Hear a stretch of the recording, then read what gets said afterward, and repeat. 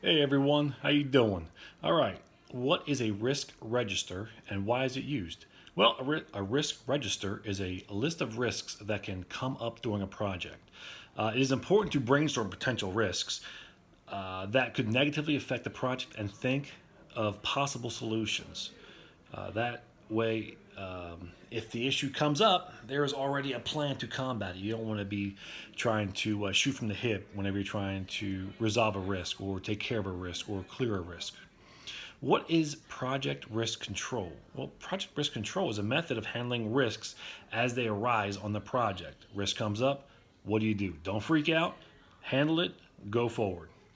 And there are certain ways to do this. One is to identify the risk, some steps. You gotta know what kind of risk it is, figure out what type of risk it is, analyze the risk, and then a risk response plan. So as each step progresses, you should have a clear understanding of what the risk is, how to handle it, and what to go forward through. When would you create a risk assessment chart? Well, a risk assessment can come up in form of a chart where you plot the severity of the possible risk. So you have high, medium, and low.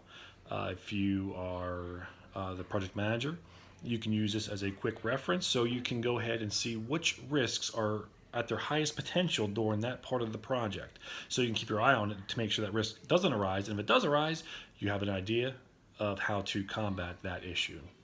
What is contained in a risk mitigation matrix? Well, a list of potential risks, a number of associated with the probability of that risk, the severity of the risk, where it will be plotted at, and the possible solution to that risk. All right? And what is a probability and impact matrix?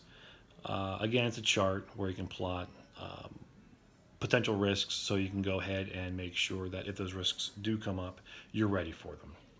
When thinking about your specific project, how would your team determine the various project risks and come to a consensus regarding those risks? It's all about communication. We all talked about what we would do if certain risks came up. We all came up with our own risks, all were given to me, and then was collectively assembled into a matrix where we, as a group, can keep an eye on that risk or the potential of that risk happening. And so, again, we just communicate back and forth and make sure that everybody knows what's going on and how everything is going. And many risks can be subjective. How do project managers reduce the subjectivity and the probability and impact on the project? Well, the best way to reduce risks that are subjective would be to have the team brainstorm possible risks and have the team discuss the risks in full detail. That way, if somebody brings a risk up, the entire team are like, well, I don't know if that's really gonna be a risk or not. And then the team can collaborate on whether that risk is a true risk to the project. If it is, it gets plotted in that probability and impact matrix.